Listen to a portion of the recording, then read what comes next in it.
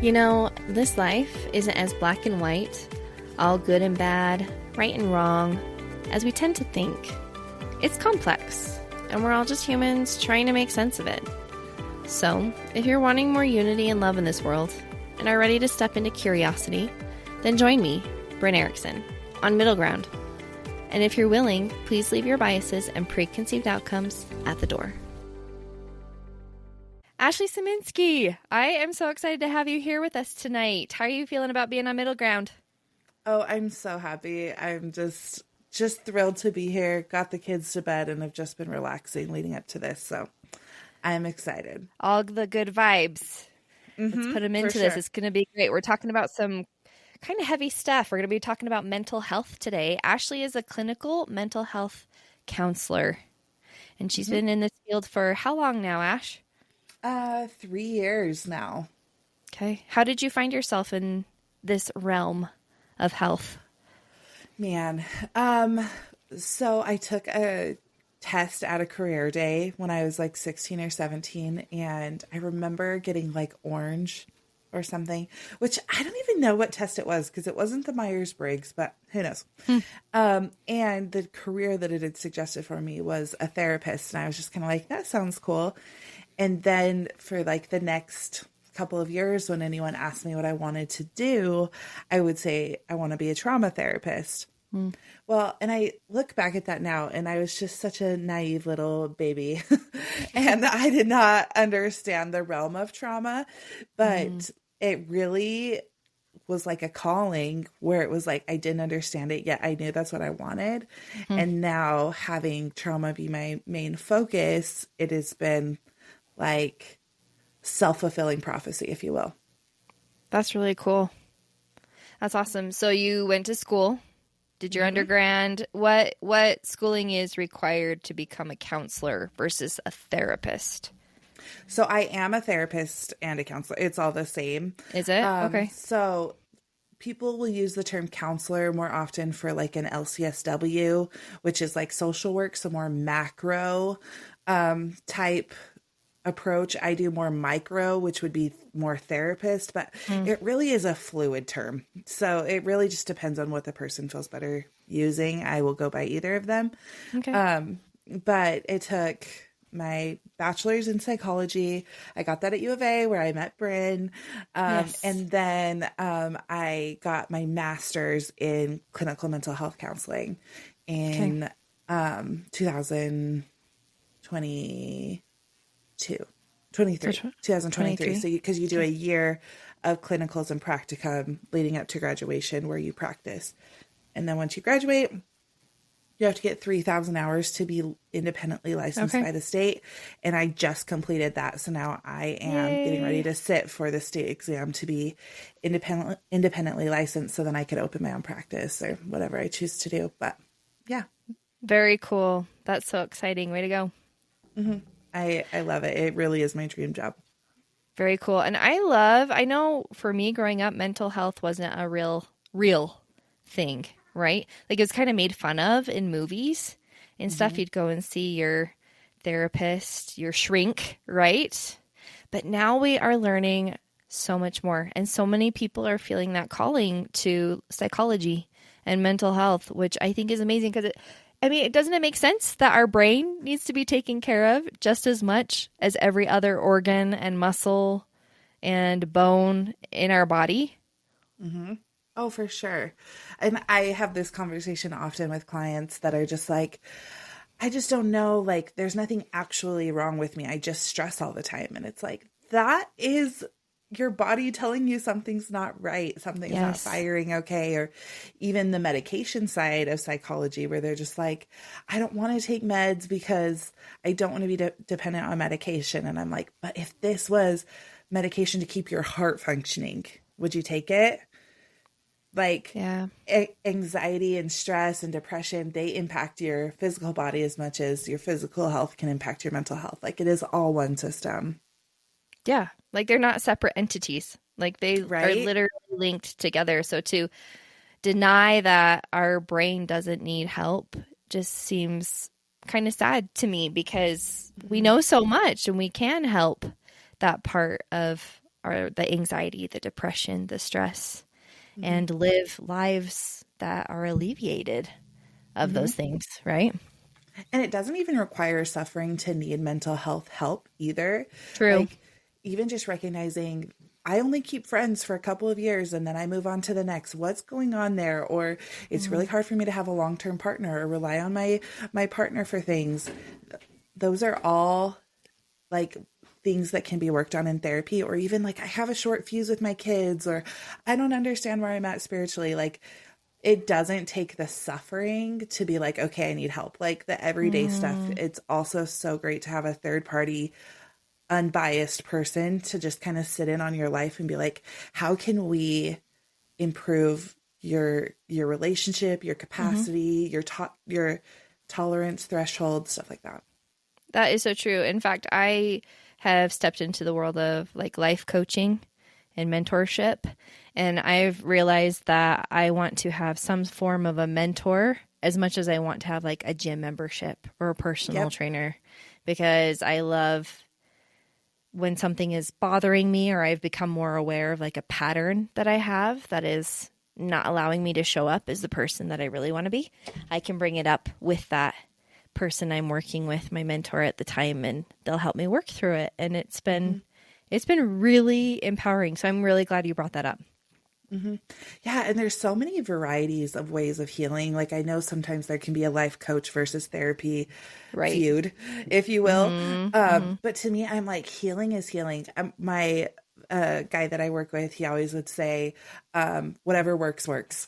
And I think that's a great way to look at any type of help, whether that is more energy healing, or I even did my first breath work a couple of weeks ago.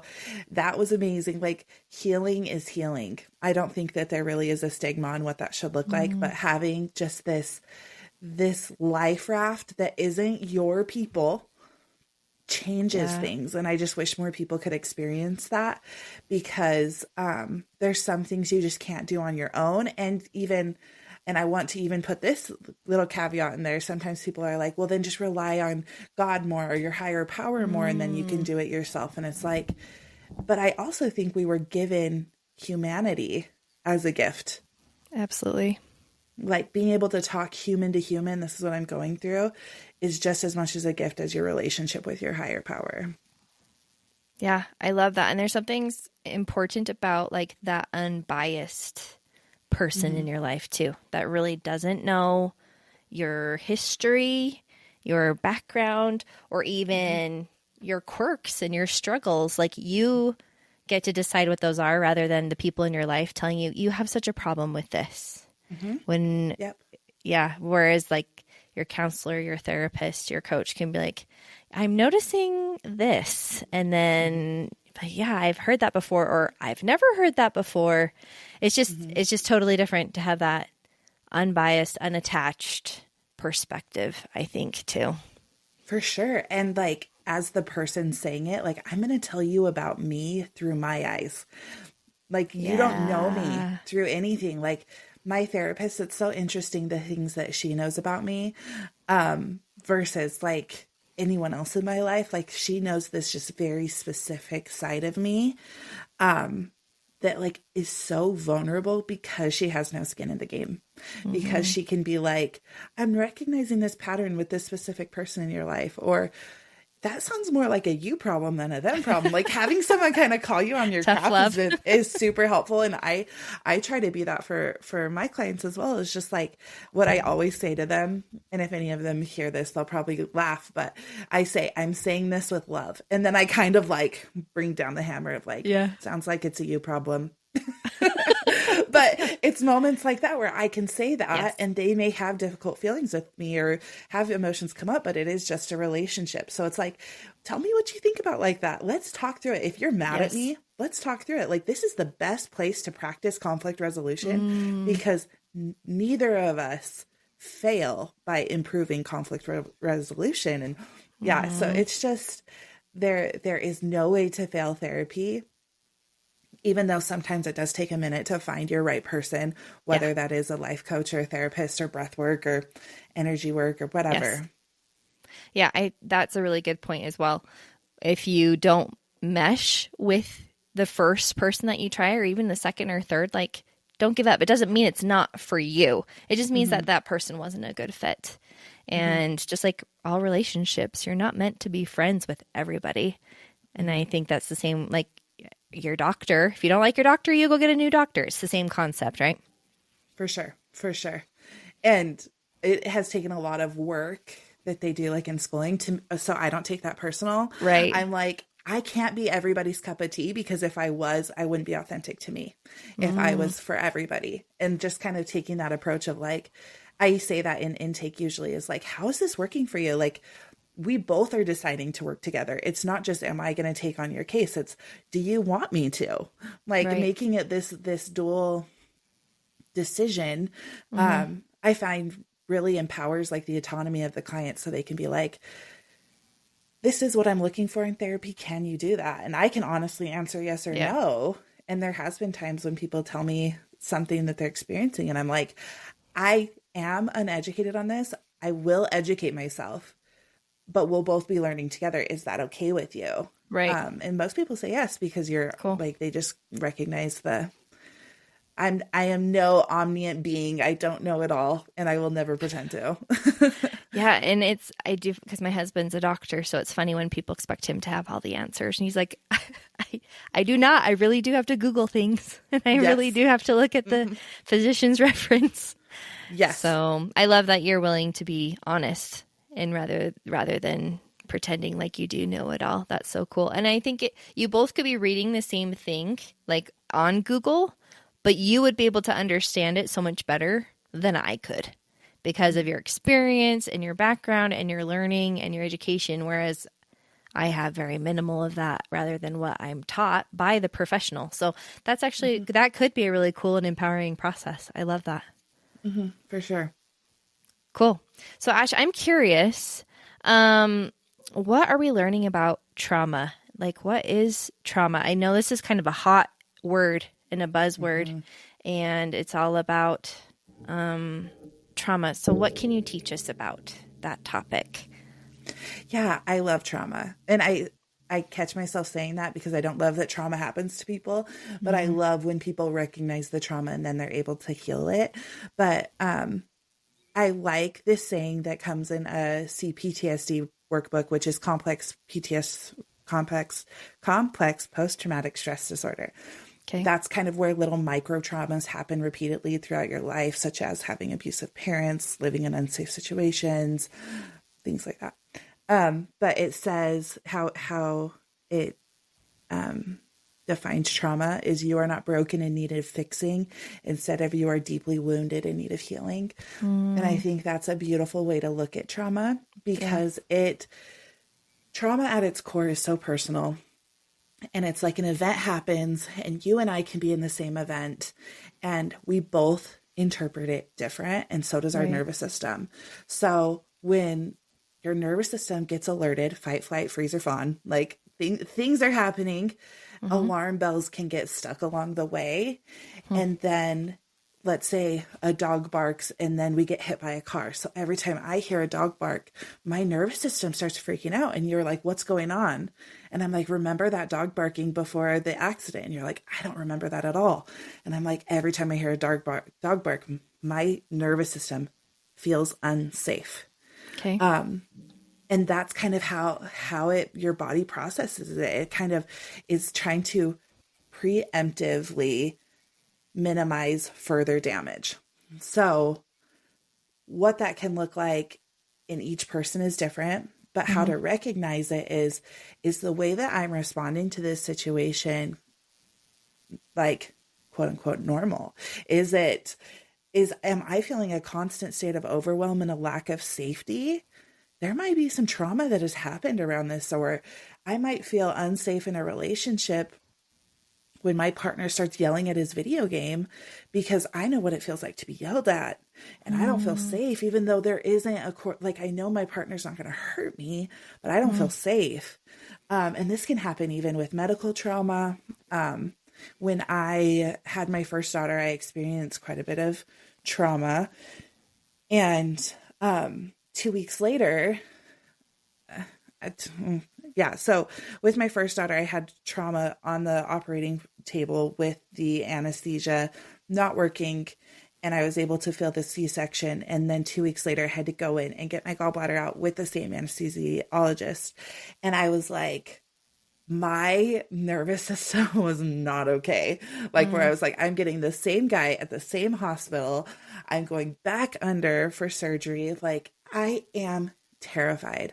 So Yeah. then there were all of these little warning signs where I was like, okay, I don't remember what happened in this phase of life. Okay, that's a warning sign. Some traumas happen. Like, my brain is trying to repress things.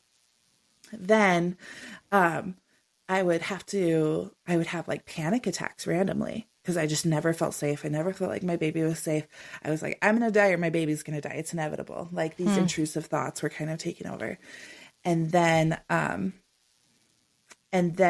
just like couldn't sleep right. Like, I was having nightmares. I was having like just kind of replaying my birth over and over again, or having a fear that I need to go back to the emergency room. And I was just like, this may not be an average postpartum experience. Maybe there was some trauma here. So in a very long story long, that kind of is how trauma is so personalized and different for each person. Yeah. And I'd actually just thought of something. So when I was sending my oldest off to kindergarten, I was almost like debilitating because I was so fearful of not being able to protect him. And I have never had like a personal experience of being threatened, taking advantage of, or anything, but I do hear about that a lot on the news and through social media and stuff. So is there such a thing of like having, like, creating trauma or stress within ourselves based on other people's experiences? Is that a real thing? Oh, for sure. For sure. Especially when you hear something that you have kids that same age, like we have this like connection, which you think is such a biological like thing to evolve with, of like, hey, over by that mountain, there's a volcano. Don't go by that volcano. And so every time you go by a mountain that looks like that volcano, you're like, that could be a volcano. Like, our brains are so magnificent and like, great, that's dangerous. Got it. I will remember Trying to that. protect us. Yep. Yep. And especially when it's our kids, where we've had full control over to them. And then at 5, we're like, see you later. I'll see you in 8 hours. Like, it is releasing so much control. It is so hard. So yeah, I would say it sounds like there's factors like that just bring up a lot of anxiety, the locus of control of like having to hand that over. But then also the root of all fear is like your most valuable things. So your kids, like, the fear is also how strong your love is for him. So it's hard because when you hear other people's traumatic experiences, Right. we just are like, okay, I need to do X, Y, and Z. So I'm never in that boat. And I even saw that with pregnancy. I don't know about you, but like, especially when you're trying to get pregnant and then you get pregnant, you're like, okay, I will not do anything to lose this baby or to have something go wrong with this child.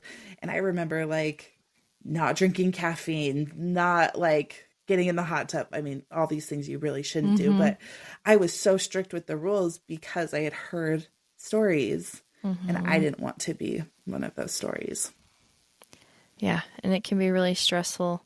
So if it is, I'm trying to think of how to word this. So like knowing at what point you should seek out professional help would be, it's conflicting, it's inhibiting you from living a peaceful life. Is that a good way of putting it? Or how would you put that? Let's rephrase that again. I would seek out help when I'm living my life around something that happened. Or I am like going around, like I am altering my life out of fear. That's the best way to say it. I feel stuck. I feel unsafe. If any of those words resonate with you, I think those are really big warning bells. Or overwhelmed. If you feel constantly overwhelmed, your nervous system is telling you something. Like if you are feeling this constant state of burnout, how hard are you working to function? Like things like this, because another aspect of trauma that I think is important to mention is there's so many different ways you can experience trauma. So there's like acute trauma where a single event happens that small or big T or small t is kind of what we call them. Okay. Big T or little t traumas. So an acute is just like a single event that happens. That can be like you get rear-ended. A natural disaster, like the earthquake in 2020. I've heard so many things about the earthquake in 2020 from my clients, like this single acute trauma. Okay. But then there's chronic trauma. So these are like repeated experiences that happen over a long period of time. So like we had talked about earlier with complex PTSD. So we're just kind of like crap keeps happening. And I'm not okay. Like this happens a lot for my nurses or firefighters or things like that, where they're just kind of like getting these micro doses of trauma over a long period of time. And it's just part of the job. But then it can also be from unsafe housing situations too. And then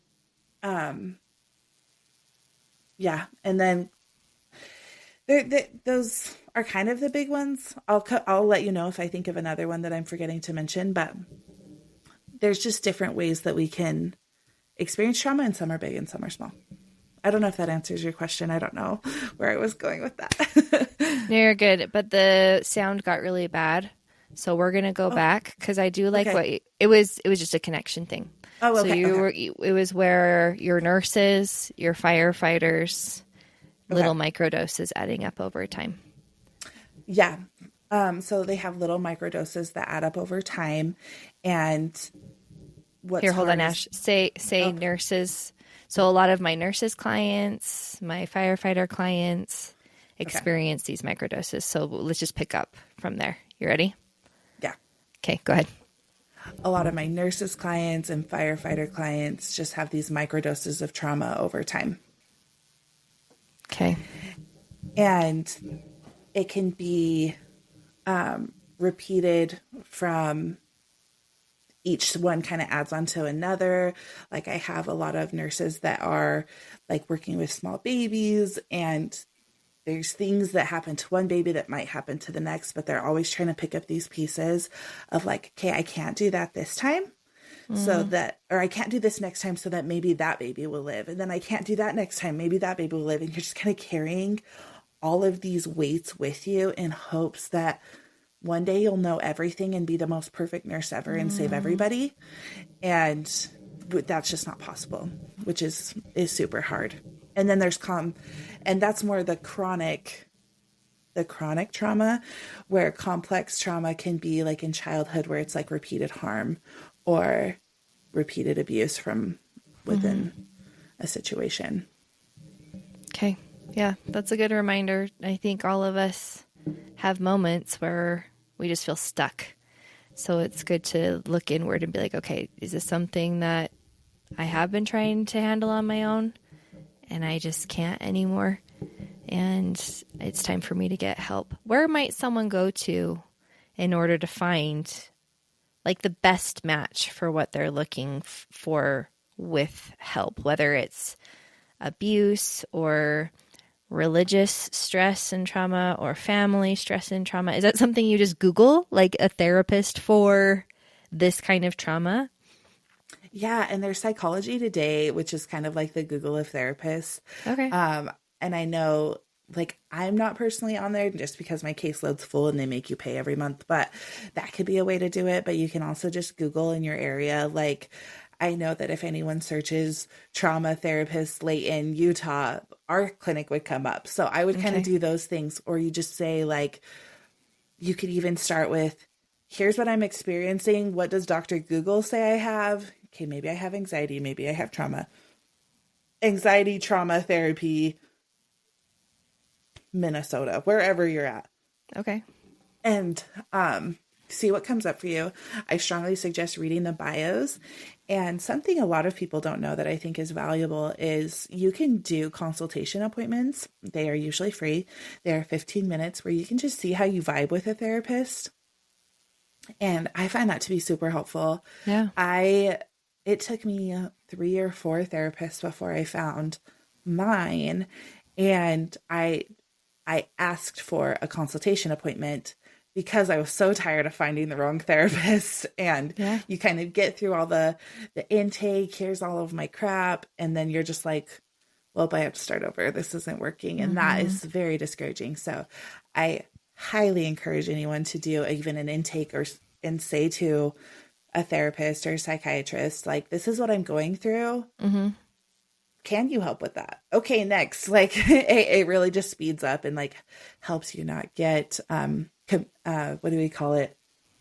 A vulnerability hangover, where you just kind of share everything, emotionally vomit everything out that you've been keeping in all these years, only to find someone who doesn't adequately catch it. And then you just kind of feel this fatigue that follows, and maybe even this regret for what you've said. That can be common when you don't feel like that person was the right person to tell all of that to. Okay. So listen to your intuition, like after you have, because I would imagine that after you say something, if it feels validated or received, then that's probably a good match. Would you say? Oh yeah. Okay. And I think like looking back at my fails, if you will, I remember the first therapist that I ever saw, she just didn't talk back, and she just like wanted it, it is a modality. It's like the blank slate modality where you're just kind of like, this is your empty journal, fill it up. And I didn't need that. And then the next one, she took half of the intake to tell me about her and what's going on in her life and her family drama. And that's not okay either. And just things like that. Like when you notice those warning signs and you're like, I don't like that. That is you telling you that it is not vibing with you. End of story. You don't even need to have a discussion. You could say, I don't know if this is going to work for me. I will get back to you if anything changes. Like you can really make it simple and kind. This isn't working for me. On we go. Yeah, I love that. Okay, let's dive into your clinic specifically. Your clinic is kind of unique. You use some different methods and approaches in order to help people. So what does your clinic offer? So we offer a variety of treatment care, however you view it. And starting with our psychiatrists, which we have nurse practitioners and physician assistants that are specialized in psychiatric care. And word to the wise is you don't have to be like extremely like high acuity to receive psychiatric care. Like as women, most women clients, as well as my friends, we feel safest going to like an OBGYN to be like, hey, I'm feeling sad all the time, which is great. You're telling someone, no shame in that. But that's like going to an OBGYN and saying, I broke my arm. They would know what to do, and they would probably be able to know like where to refer you. But that is a lot more advanced than psychiatric help right now. So what I would suggest for anyone is looking for someone that's a little bit more specialized in psychiatric care, just so that you can fine tune exactly what medication works for you, side effects, things like that. I just find it's amazing. And then they can also suggest other mental health related treatment plans that maybe your OBGYN or primary care provider don't know about or don't have access to within their clinic. And so starting there, we have our psychiatric medication management. And then we have our therapists where me and another therapist, we're specialized in postpartum and perinatal mental health and paternal mental health as well. And trauma, most of us are trained in a variety of different trauma therapies. I am trained in EMDR, which that's just another way to heal trauma, which is eye movement desensitization and reprocessing. Do you have any questions about that? Yeah, all the questions. So what is EMDR? Is that what you said? Yes. What is that? How does it work? What would I expect if I signed up for that kind of a treatment? So what it would look like, I really only do it with my established clients because I think trust is one of the most important foundations for trauma work. I need you to trust me because I'm going to pull you in the crap, and then I'm also going to pull you out of it and get you back to your safe place and help your nervous system. What's really cool about it is it uses bilateral stimulation. So it uses both sides of your brain. Some people practice it by having a light go back and forth or using their hand motions back and forth.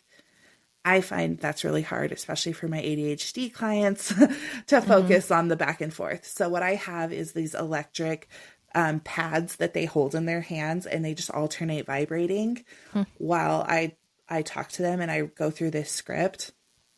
And I monitor your body's reaction to things, and we pull you in the trauma. We talk about it. We notice what's coming up for you. And then I pull you back out, and we go to your safe place, and we like re-regulate your nervous system. And then I'm like, are you ready to go back in? Let's go back in. What happened that day? And we just kind of do this yo-yo in the trauma, back to the safe place, in a trauma, back to the safe place, while your brain is doing the bilateral stimulation of having both sides of your brain activated. It acts very similarly to REM processing because you're giving that memory a once over, a twice over, you just keep kind of reliving it until your nervous system and your mind are not as triggered by it. So how that really helps trauma is you'll take an event like a car accident, and we're just going through each step, what's coming up for you, each step, what's coming up for you. And then suddenly you can tell the story and self-regulate because it's no longer like, oh my gosh, I'm reliving this. I feel completely like out of control and overwhelmed. Instead, you can be like, I can talk about this and I can return to self and soothe, and I can go back into it and I can soothe. And then pretty soon you don't even notice you're doing that. And it is so cool and so powerful. Yeah, that would be incredibly empowering because you can't get rid of the memories. Like you can't just blank slate, get rid of it. And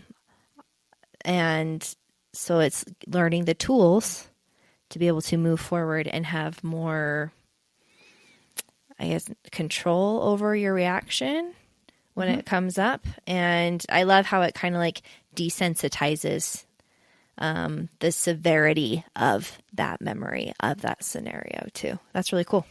And when we look at the alarm bell scenario that I used at the beginning of this, is like if I can turn down the volume on that alarm and teach you tools on how to disable that alarm, it's not as scary. Yeah. It's not like, oh my gosh, there's a fire. And it's like, there's not a fire. You just heard a dog barking again. And that's what happened before your car accident. Like, you're just like, oh, little alarm bell. We're good. We're safe. Yeah, acknowledge it. Yeah, but check in. We don't have to ignore it, but Yep. we don't have to freak out. We don't have to panic. We don't have to flee. We're not going to die. And there's so much power to that self-understanding too. Absolutely. Just like I think that's also a buzzword is triggers and trigger warnings. Yeah. But on a very clinical level, when you recognize your triggers, they are your job and you can regulate them and you can work with your provider to regulate them. Yeah. And then you can just like live your life without having other people modify themselves for your triggers, because that's also hard, where it's like, we need to put the dogs away because Brynne's coming over. And when a dog barks, she freaks out. Like that is just as hard for the person they're catering to as it is for the people trying to involve them. And the more that you can like own your triggers and like have that autonomy of like, I didn't have control over myself in that situation. I didn't have control that car was going to hit me, but I have control now and I'm good. Yeah, that is super empowering. Taking your circumstances back and ownership for them and control of them. That's really cool. Now you offer do you offer two other Two others. Yeah. Yes. So What's the next one we're going to talk about? we do TMS therapy, which is transmagnetic stimulation, and where you wear like this helmet on your head, and it sends shock waves to your brain. And it looks kind of medieval to me, if I'm going to be honest with you. But I've seen amazing things with it where people will go in and they'll sit down and they'll have an intention, much like with energy work or any other type of healing process of just like self-understanding, self-love. And then as the shock goes to your brain, because they map your brain, they make sure it's in a very safe spot. There's a lot of scientific research on this, but they make sure it's in this specific spot. And then it just kind of regenerates maybe a part of your brain that is dormant or used to the same rivets in the road. And it allows for maybe new things to be stimulated there, new growth.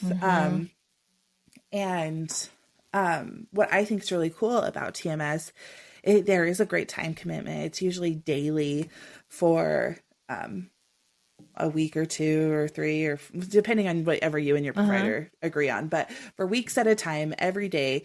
But what I've seen when people come out of it, especially for like seasonal depression, they feel like hopeful. And hope is probably one of the hardest things to come by in mental health.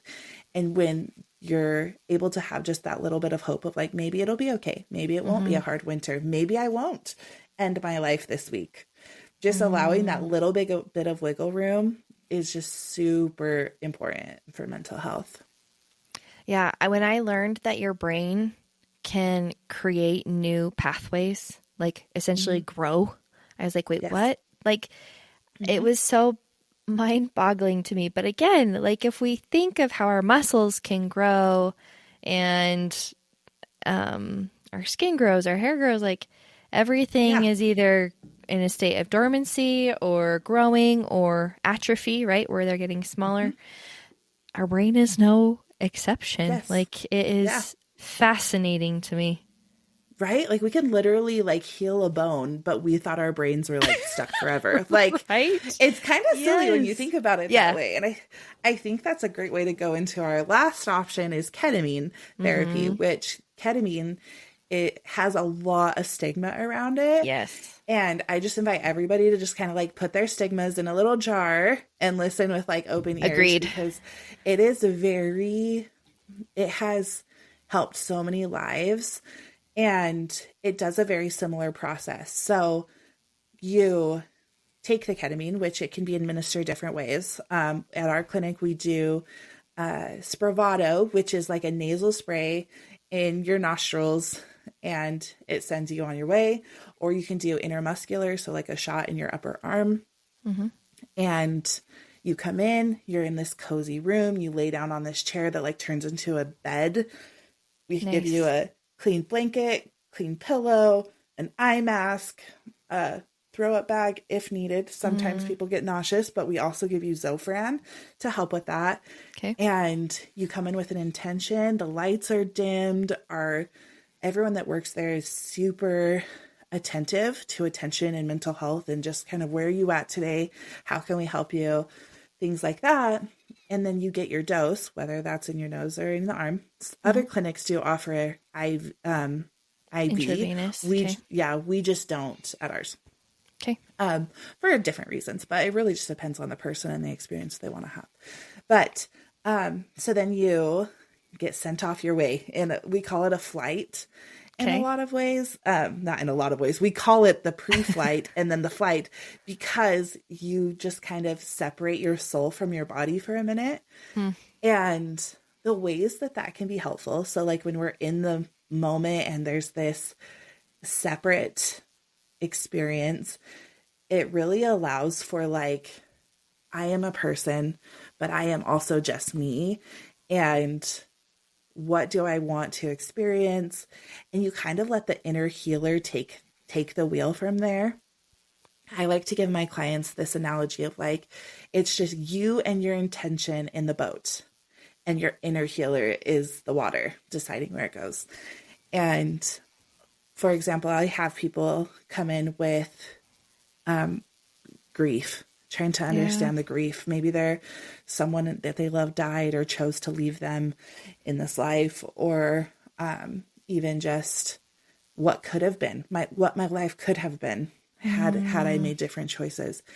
And they kind of take that of like self-understanding or releasing sadness or forgiveness. I've seen forgiveness be a super powerful intention. And you're sitting there with forgiveness. An inner healer takes control. And some people have visual experiences. Some people just have this like deep feeling. We offer you music, but you're welcome to use your own. And we suggest not doing any music with words so that it doesn't steer the waters, if you will. And when you're in that experience, it really takes you on this euphoric ride. Yeah. But sometimes that's hard, and especially hard for people who aren't used to relinquishing control. Yes. That is like the hardest part. And one of the biggest ways that because I do ketamine assisted psychotherapy, where I basically do therapy while people are dosed with ketamine, and I'm like your guide. I'm your tour guide. They're never alone. There's always someone there monitoring them, guiding them through the experience. Yeah. And if you would like more of a tour guide and doing it with a therapist, I'm like, where are we at? What are we doing? How are we feeling? Like, I mean, I'm not bogging down your experience. I'm more just checking in. And then at the end, we do a lot of processing, but we'll get there. Okay.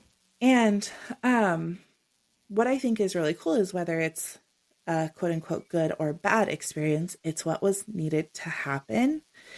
And it all serves a purpose in the end. And what I find to be amazing about that is, I mean, I've had clients who cry for the first time in 10 years and they're like, that was the worst experience. That was the worst experience. I sobbed my face off. And I'm like, yeah, but how did it feel? What if it wasn't bad? What if it just was? Like, you surrendered to the ketamine and that's what it showed you. What did it feel like to experience that? And people will say like cathartic, or I felt hideous crying. And it's like, why did you feel hideous? And it's like, because I felt judged. It was just like, who taught you that you would get judged? Like, everything has a purpose. So whether it's quote unquote good or bad, it was needed.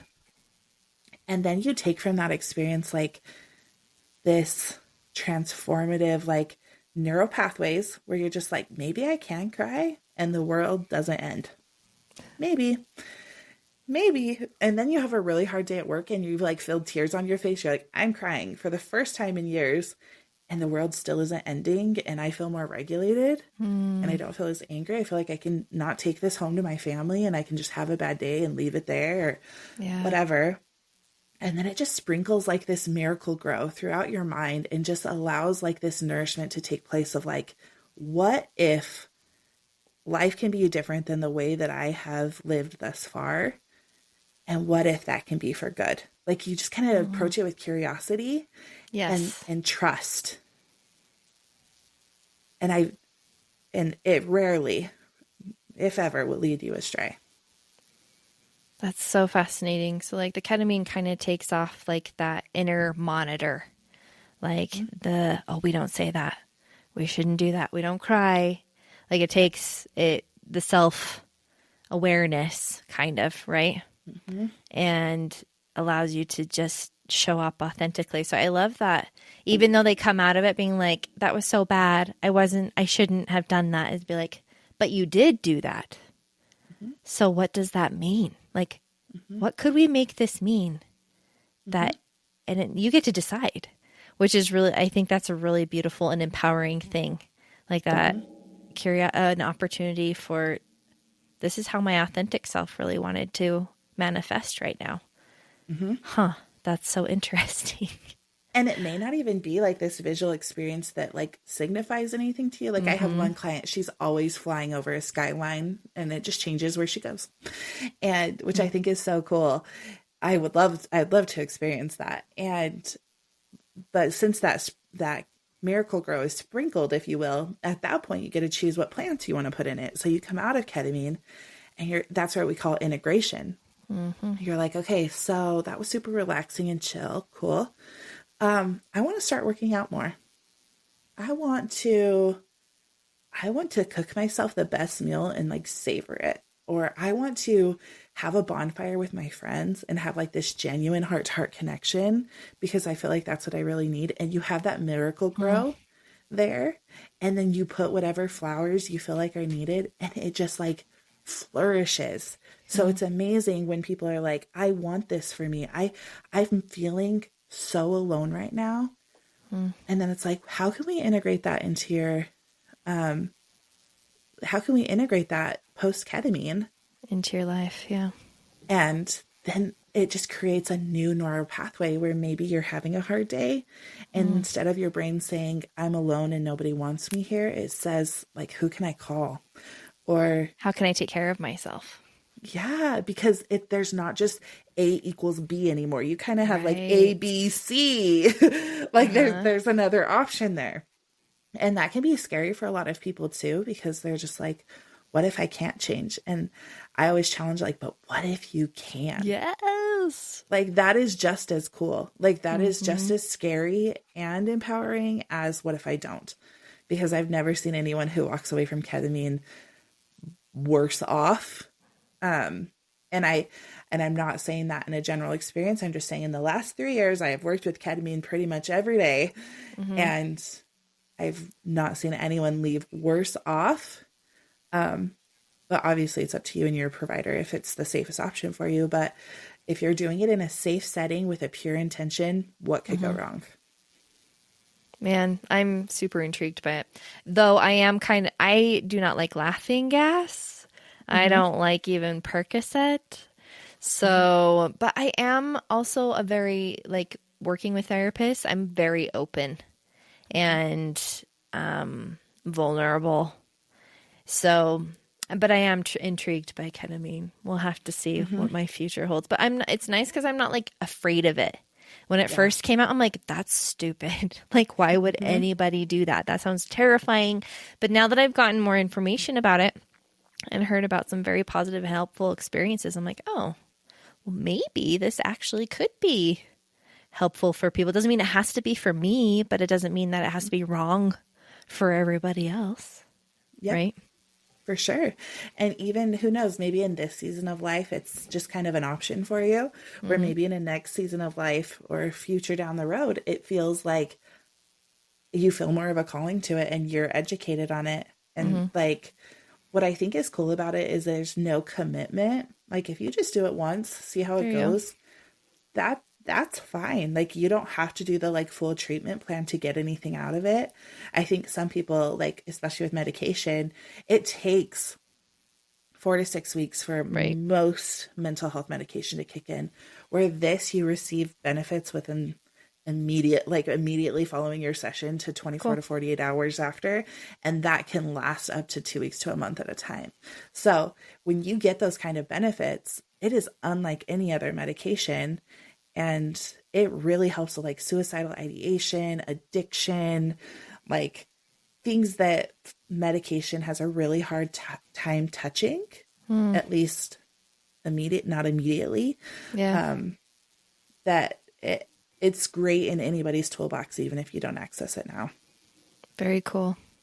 So Ash, how do we know if a clinic is like a credible clinic or a safe and an actual clinic that is worth trying? That is hard because I think ketamine, now that it's getting on the bandwagon, if you will, especially with like shows talking about it and stuff. I think it's hard to find, people that have high values with, I wouldn't say it's hard to find. It just takes work maybe to find ones that have intentions that match yours. But I would look for words like therapeutic support. That's probably like one of the biggest ones. Like if you have something big come up, is there anyone there to debrief with? Is there professionals nearby? And then I would also think it'd be worth looking into, like, are they giving you education on what ketamine is, how to prepare for it ahead of time, and what to do right after so that you can get the most out of it? Or are they just trying to get your money and send you out the door? Yeah. Okay. Yeah. Okay, awesome. So remind us, what is the name of the clinic that you work at in Layton? It's Salt Lake Psychiatry. It's in Layton, Utah. And we do telehealth and in person. So whatever anybody suggests or whatever's best for anybody, we usually try to meet the clients where they're at, not necessarily at your house, but like emotionally. Oh, shoot. But we try to meet clients where they're at emotionally and mentally, of just like, is telehealth best for you on your lunch break and you're in the car crying? That's fine. We can make that work. But I have great coworkers. This is the best practice I've ever worked for. And I can't say enough good things about, like, everybody truly believes in like the power of healing, that I think, finding any clinic that resembles that, you again can't go wrong. Awesome. Okay, Ash, you've taught us so much and given us opportunities for open-mindedness and curiosity. So thank you so much for your time. No problem. Thanks for having me. I'll come back whenever you need me. Perfect. Thanks. See ya. Bye.